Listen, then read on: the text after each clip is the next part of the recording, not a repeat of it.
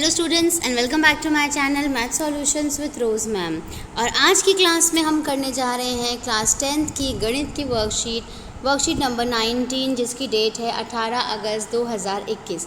और जो आज का टॉपिक है वो है हमारा दो चर वाले रैखिक समीकरण युग्म संगत और असंगत। तो संगत और असंगत के बारे में आज हम पढ़ने जा रहे हैं। ये वर्कशीट जो है आपकी लास्ट वर्कशीट की हम कंटिन्यू कर रहे हैं बच्चों, और इसमें भी हम आज जो समझेंगे वो हम ग्राफीय प्रदर्शन को ही समझने वाले हैं। तो चलिए वर्कशीट शुरू करने से पहले अगर कुछ बच्चे मेरे चैनल पे नए हैं तो प्लीज़ आप चैनल को सब्सक्राइब कर लीजिए और बेल आइकन को भी प्रेस कर दीजिए। ये देखिए वर्कशीट स्टार्ट करते हैं। ये देखिए पहला जो ग्राफ है आपका, ये तीनों ग्राफ आपकी लास्ट वर्कशीट में भी थे बच्चों। इस तरीके की जो रेखा होती हैं जो एक बिंदु पे कट करती हैं उन्हें प्रतिच्छेदी रेखाएं कहते हैं। जो एक के ऊपर एक ही रेखा दूसरी रेखा भी आ जाती है उसको संपाती रेखाएं कहते हैं। और जो साथ साथ चलती हैं कभी मिलती नहीं हैं उनको समांतर रेखाएं कहते हैं। ठीक है। और उसके बाद दो चर वाले रैखिक समीकरण जो हैं उसके बाद उसका मानक रूप देख लीजिए। यहाँ पर ये आपको दिया हुआ है। तो एक स्टैंडर्ड इक्वेशन है, मानक रूप है समीकरण का a1x plus b1y plus c1 is equals to 0, a2x plus b2y plus c2 बराबर 0। उसके बाद आज जो हम नया सीखेंगे वो अब उसकी बारी है। हल किस तरह के होते हैं? संगत होते हैं, असंगत होते हैं। फिर संगत में एक होता है अद्वितीय हल और एक होता है अनंत हल, और असंगत में होता है कोई हल नहीं। ठीक है। अब अद्वितीय हल कब होता है? जब a1 बटे a2 बराबर b1 बटे b2 नहीं होता। ठीक है, नॉट इक्वल टू। तो उसको हम क्या कहते हैं? और वो प्रतिच्छेदी रेखाएं होती हैं। ठीक है। ऐसे ये ग्रीन वाला जो है, अगर a1 बटे a2 b1 बटे b2 और c1 बटे c2 तीनों बराबर होते हैं तो हम उसको संपाती रेखाएं कहते हैं। और अगर a1 बटे a2 बराबर b1 बटे b2 तो बराबर है, लेकिन c1 बटे c2 बराबर नहीं है, तो उसको हम समांतर रेखाएं कहते हैं। तो ये आपको ध्यान में रखना बहुत ही ज़्यादा ज़रूरी है, याद करके रखना है। उसके बाद यहाँ पे इन्होंने एक एग्जाम्पल दी है, एग्जाम्पल से समझा रखा है कि कैसे है। तो चलिए एग्जाम्पल समझ लेते हैं। जैसे देखिए ये आपकी दो इक्वेशन है, इसमें जो ये यहाँ पे कुछ नहीं है तो मतलब 1, तो एक हो गया 1/3 a1 बटे a2 और दूसरा हो गया -2/4 b1 बटे b2, लेकिन ये दोनों बराबर नहीं है तो नॉट इक्वल टू का साइन आ गया। फिर अगेन देखो 1/3 हो गया a1 a2, ये c1 c2 के भी बराबर नहीं है। ठीक है। तो a1 a2 a1 जो है वो b1 b2 के भी बराबर नहीं है, c1 c2 के भी बराबर नहीं। तो इस तरीके से ये हो गया आपका संगत, अद्वितीय हल हो गया इसके अंदर, और ये हो गई आपकी प्रतिच्छेद रेखाएं जिसमें कोई भी किसी के इक्वल नहीं है।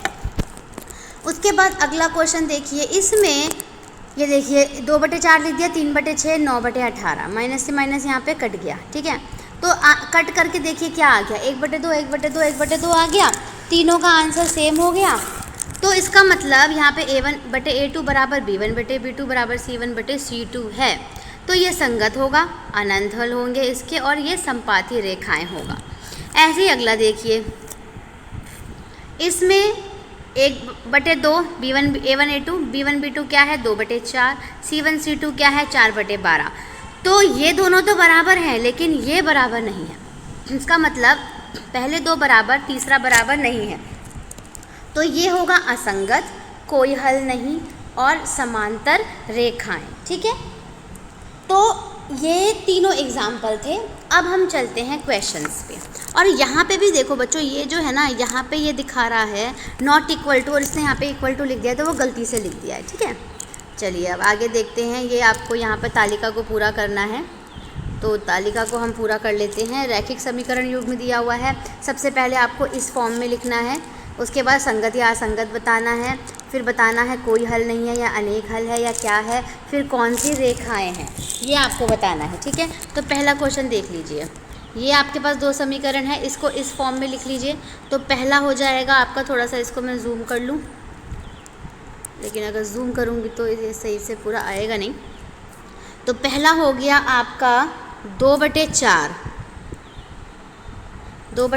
a1 a2 हो गया बराबर, फिर b1 b2 क्या है -3/6 है, और c1 c2 है -8/9।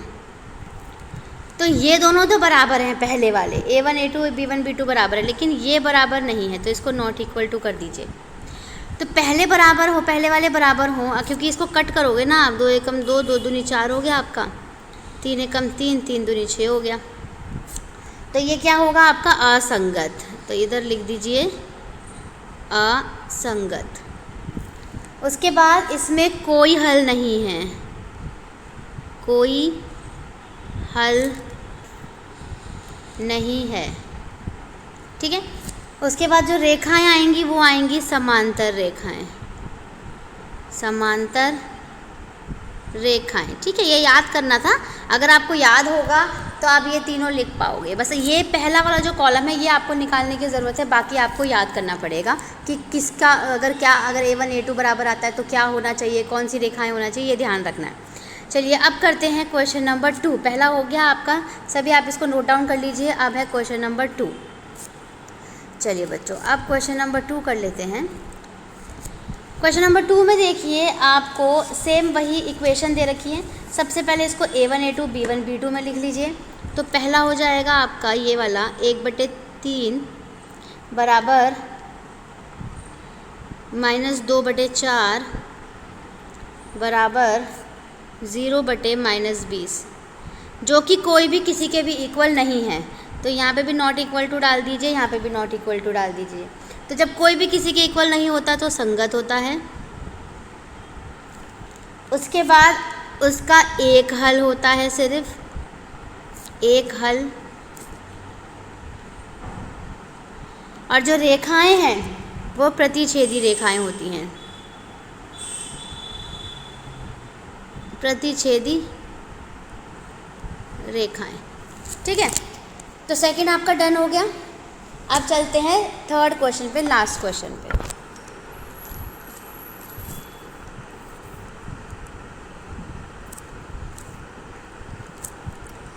अब देखिए यहाँ पे ये आपका थर्ड आ गया। थर्ड में आप पहले सबसे पहले A1 A2 के उस फॉर्म में लिख लीजिए। तो 1/2 बराबर 1/2 बराबर -6/12 है ना, इसे कट कर दीजिए। ये भी 1/2 हो जाएगा ना, और माइनस से माइनस भी कैंसिल हो जाएगा। तो ये तीनों बराबर आ गए, 1/2 बराबर 1/2 बराबर 1/2। जब तीनों बराबर होते हैं तो संगत होता है, ठीक है। अनंत हल होते हैं इसके, कितने भी हल निकाल सकते हो आप, अनंत हल। और समपाती रेखाएं होती है, समपाती रेखाएं। तो इसी के साथ प्यारे बच्चों आपकी जो आज की वर्कशीट है ये यहाँ पे हमारी कंप्लीट हो जाती है। मिलते हैं नई वीडियो के साथ, नई वर्कशीट में। तब तक के लिए स्वस्थ रहिए, मुस्कुराते रहिए, खुश रहिए और वीडियो से पढ़ाई करते रहिए, अपना काम पूरा करते रहिए। Thank you students for watching this full video. अगर वीडियो पसंद आया है तो प्लीज़ वीडियो को लाइक करना मत भूलिए और चैनल को सब्सक्राइब करना मत भूलिए।